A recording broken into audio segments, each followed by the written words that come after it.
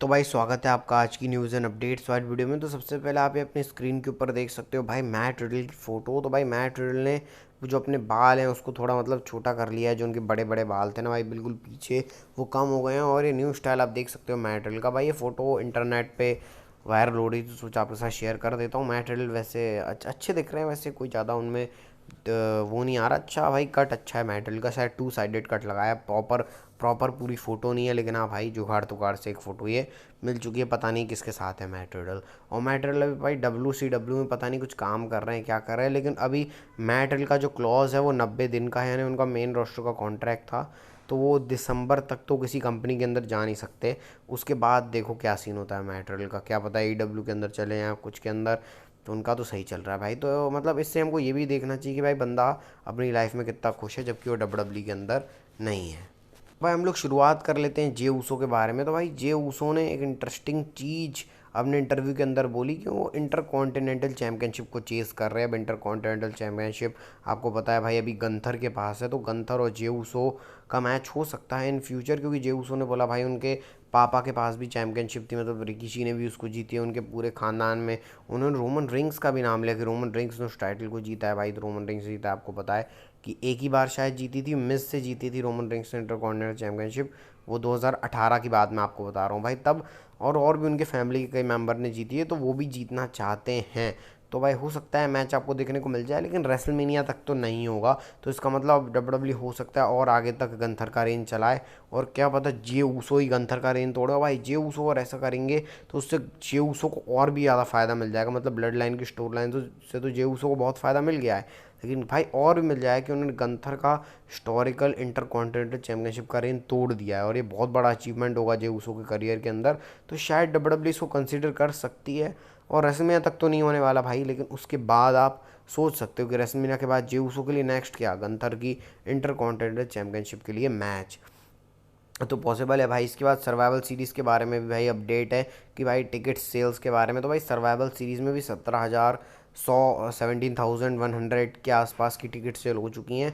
61 tickets और WWE की बची हैं। और बड़ी बात यह है भाई कि सर्वाइवल सीरीज़ का जो WWE का शिकागो में जिस एरिना में हो रहा है उसकी जो कैपेसिटी है वो 12-13 हज़ार के आसपास की है। तो सोचो भाई WWE ने ऑलमोस्ट 3,500-4,000 टिकट मतलब बढ़ाई हैं। और WWE ने कोने कोने मतलब जितनी कोशिश करी है WWE ने कि हर जगह से उनको टिकट मिल जाए। और जनरली WWE इतनी कोशिश नहीं करती है, मतलब क्योंकि उनको मतलब जितने एरिना के अंदर फिट बैठता है उतनी ही WWE कैपेबिलिटी से ले आती है, लेकिन इतनी ज़्यादा भी नहीं ले आती। तो भाई सोचो WWE कितना कंसिडर कर रही है और क्यों।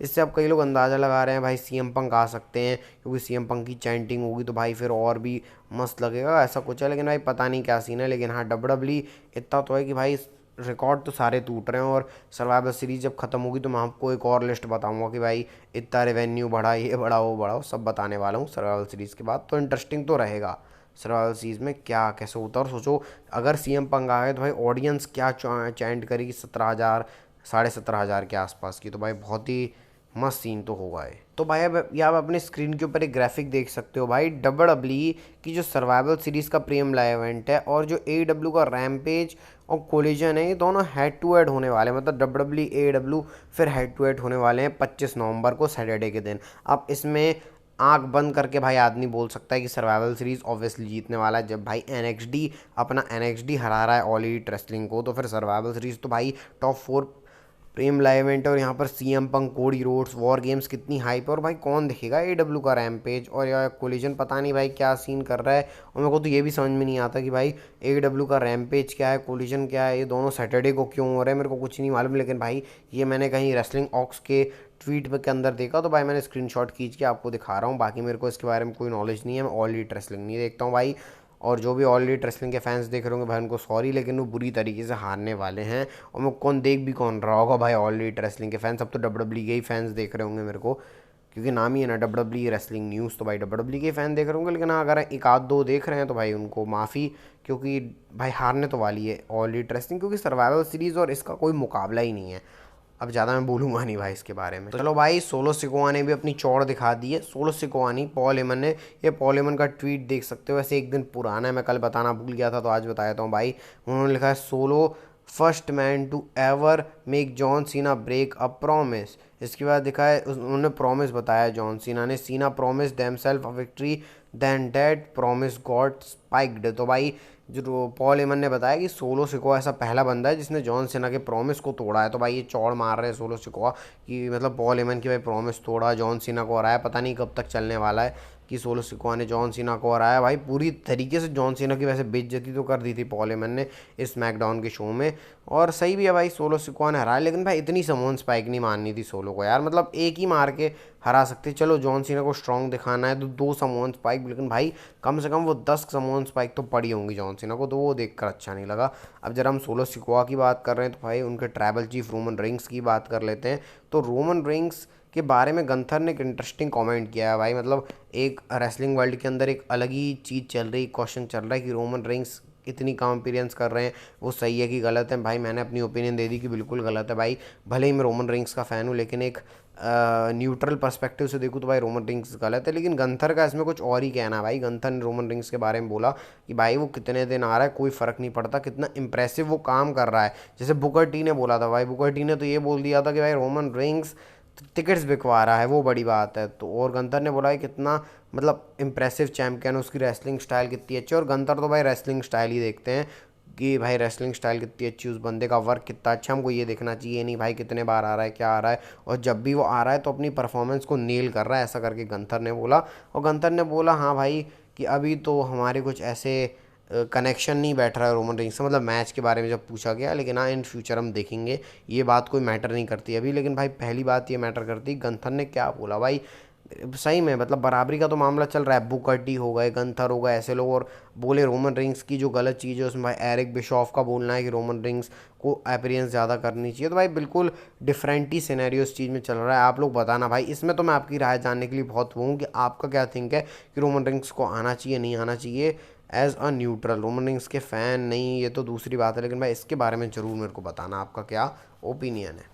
अच्छा भाई अब जरा बात कर लेते हैं ट्रिपल एच और विंस मैकमैन के बारे में। तो भाई ट्रिपल एच ने एक चीज़ बताई अपने इंटरव्यू के अंदर कि विंस मैकमैन उनको क्या बोलते हैं किस तरीके से बुक करना चाहिए। तो विंस मैकमैन बोलते हैं भाई कि तुम ऐसे बुक करो शो को जैसे तुम खुद एक ऑडियंस हो, मतलब तुम एक ऑडियंस वाली चेयर पे बैठे हुए हो और तुम पूरा शो देख रहे हो, तुमको क्या अच्छा लग रहा है नहीं लग रहा, उस बेसिस पे तुम शो को बुक करो।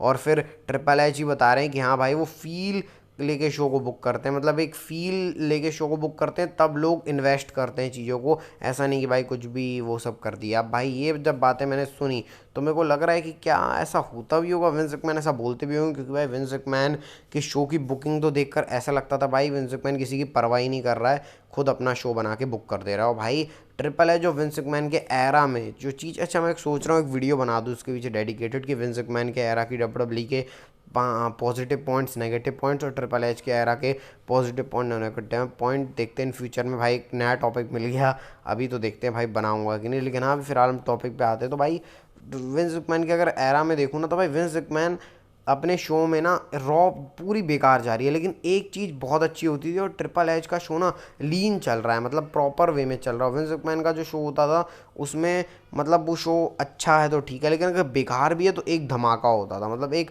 अच्छी चीज़ होती थी। लेकिन ट्रिपल एच के एरा में वो चीज़ कम है, लेकिन हाँ भाई ट्रिपल एच पूरे शो को न्यूट्रल तरीके से चला रहे हैं। मैं बोलूँगा भाई रॉ स्मैकडाउन में कुछ हद तक तो बोलूँगा कि हाँ भाई स्टार बिल्डिंग के मामले में ट्रिपल एच ज़्यादा आगे हैं, लेकिन अगर क्रिएटिवली थोड़ा देखा जाए तो विंस मैकमैन का ज़्यादा अच्छा है भाई, इसमें अलग ही डिबेट चलती है। लेकिन इस तरीके से ट्रिपल एच ने विंस मैकमैन के बारे में बोला और अपनी ओपिनियन बताई कि भाई फील लेके अगर तुम शो को बुक करोगे ना, मतलब अंदरूनी फील लेके नहीं भाई, वो वाली फील नहीं, लेकिन हाँ शो को पूरा सिस्टमेटिक फील लेकर अगर तुम बुक करोगे तो भाई उसका रिजल्ट अच्छा ही देखने को मिलेगा।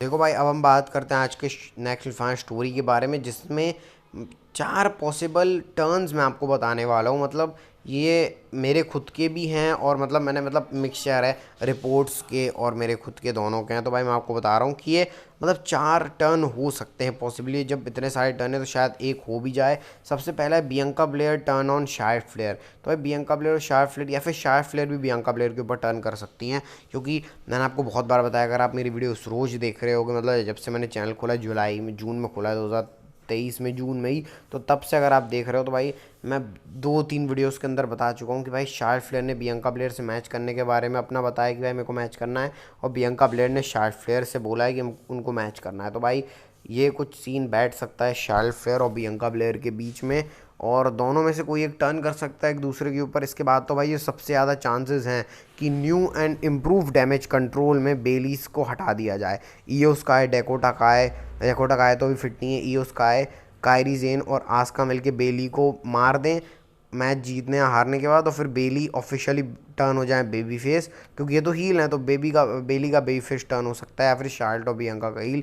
ये विमेंस की बात हो गई। मेंस वॉर गेम्स की बात करें तो भाई डेमियन प्रीस्ट ने अपने आप को इसका इंचार्ज माना गया, और फिन बैलर को अगर आप नोटिस कर रहे होगे तो उनको देखकर कुछ आपको अजीब नहीं लग रहा कि फिन बैलर भाई बिल्कुल लाइम स्पॉट पे नहीं जा रहे। डोमिनिक मिस्टीरियो, डेमियन प्रीस्ट, इन सबको देखकर लग रहा है हाँ भाई, लेकिन फिन बैलर थोड़ा छुपा छुपा सा लग रहा है, तो हो सकता है सर्वाइवल सीरीज के अंदर फिन बैलर और डेमियन प्रीस्ट के बीच में कुछ हो जाए। और चौथा जो सबसे ज़्यादा चांसेस है, Randy Orton turn on Cody Rhodes, ये भी हो सकता है भाई कि the viper Randy Orton Cody Rhodes के ऊपर टर्न कर जाए और रेसलमेनिया के अंदर रैंडी ऑर्टन और कोडी रोड्स का मैच हो। वैसे अगर इन चारों में देखा जाए तो सबसे ज़्यादा मेरे को पॉसिबिलिटी भाई बेली वाली लग रही है कि ये तो हो सकता है भाई, ये मतलब प्रैक्टिकली ये थोड़ा पॉसिबल है। रैंडी ऑर्टन की तो भाई प्रैक्टिकली का कुछ नहीं होता, लेकिन वो जजमेंट डे को मेरे हिसाब से डब्ल्यूडब्ल्यूई अभी नहीं तोड़ेगी, और बियंका ब्लेयर शार्लेट फ्लेयर का डब्ल्यूडब्ल्यूई शायद ऐसा ना करे, तो डैमेज कंट्रोल वाला सीन हो सकता है। और ये वीडियो अगर आपको अच्छी लगी भाई लाइक सब्सक्राइब कर देना इस वीडियो को। मिलते हैं आपको नेक्स्ट वीडियो में, तब तक के लिए bye bye, take care. Health का ध्यान रखना क्योंकि हेल्थ इज वेल्थ।